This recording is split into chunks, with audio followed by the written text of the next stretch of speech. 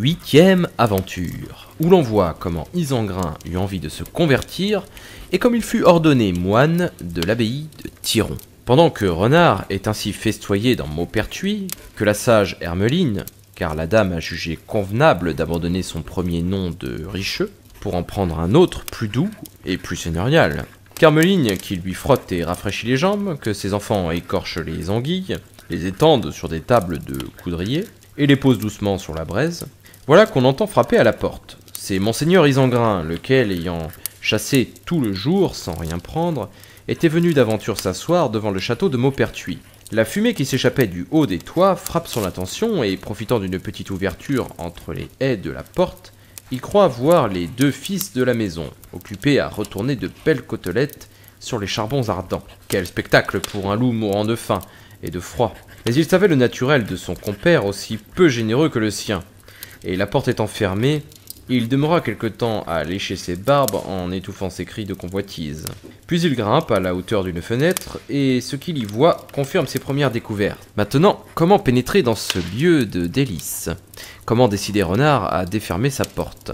Il s'accroupit, se relève, tourne et retourne, bâille à se démettre la mâchoire, regarde encore, essaie de fermer les yeux, mais les yeux reviennent d'eux-mêmes plongés dans la salle qui lui est interdite. « Voyons pourtant, dit-il.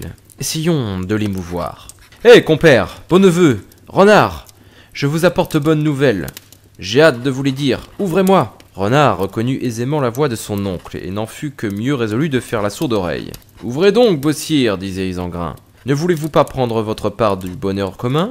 À la fin, Renard, qui avait son idée, prit le parti de répondre au visiteur. « Qui êtes-vous là-haut ? » ?»« Je suis moi. »« Qui, vous ? » ?»« Votre compère. »« Ah, je vous prenais pour un larron. Quelle méprise. C'est moi, ouvrez.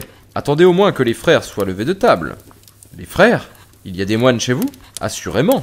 Ou plutôt de vrais chanoines. Ceux de l'abbaye de Tyron, enfants de Saint-Benoît, qui m'ont fait la grâce de me recevoir dans leur ordre. Nos mesnidames, alors vous m'hébergerez aujourd'hui, n'est-ce pas ? Et vous me donnerez quelque chose à manger. De tout notre cœur, mais d'abord, répondez, venez-vous ici en mendiant ? Non, je viens savoir de vos nouvelles. Ouvrez-moi. Vous demandez une chose impossible. Vous n'êtes pas en état. Je suis en état de grand appétit. N'est-ce pas de la viande que je vous vois préparer ? Ah, bel oncle, vous vous faites injure. Vous savez bien qu'en religion, on fait vœu de renoncer à toute œuvre de chair. Et que mangent-ils donc vos moines ? Des fromages mous ? Non, pas précisément. Mais de gros et gras poissons. Notre père Saint-Benoît recommande même de choisir toujours les meilleurs. Voilà du nouveau pour moi, mais enfin, cela ne doit pas vous empêcher de m'ouvrir et de m'accorder gîte pour cette nuit. Je le voudrais bien. Par malheur, il faut pour entrer être ordonné moine ou ermite. Vous ne l'êtes pas. Bonsoir, passez votre chemin. Ah, voilà de méchants moines. Je ne les reconnais pas à leur charité. Mais j'entrerai malgré vous.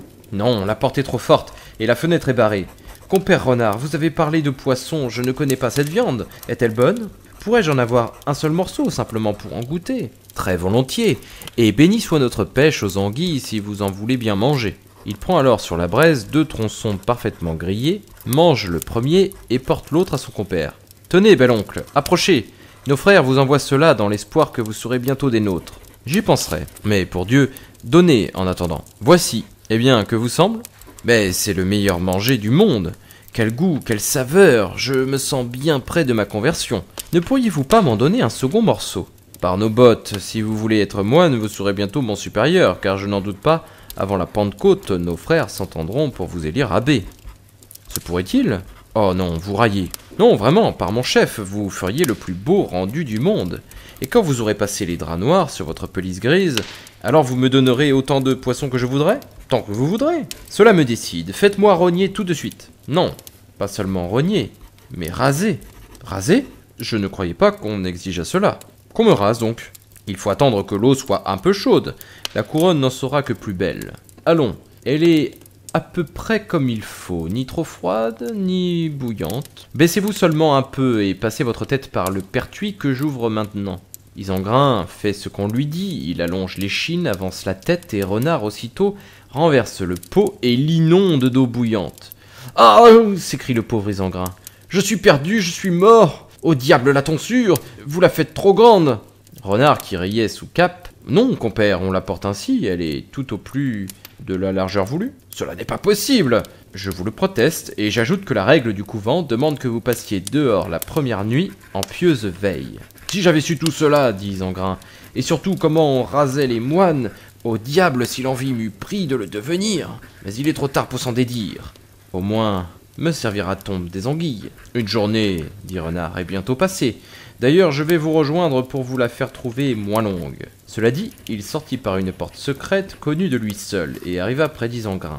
Tout en parlant de la vie douce et édifiante des moines, il conduisit le nouveau rendu sur le bord d'un vivier où lui arriva l'aventure que nous allons vous raconter.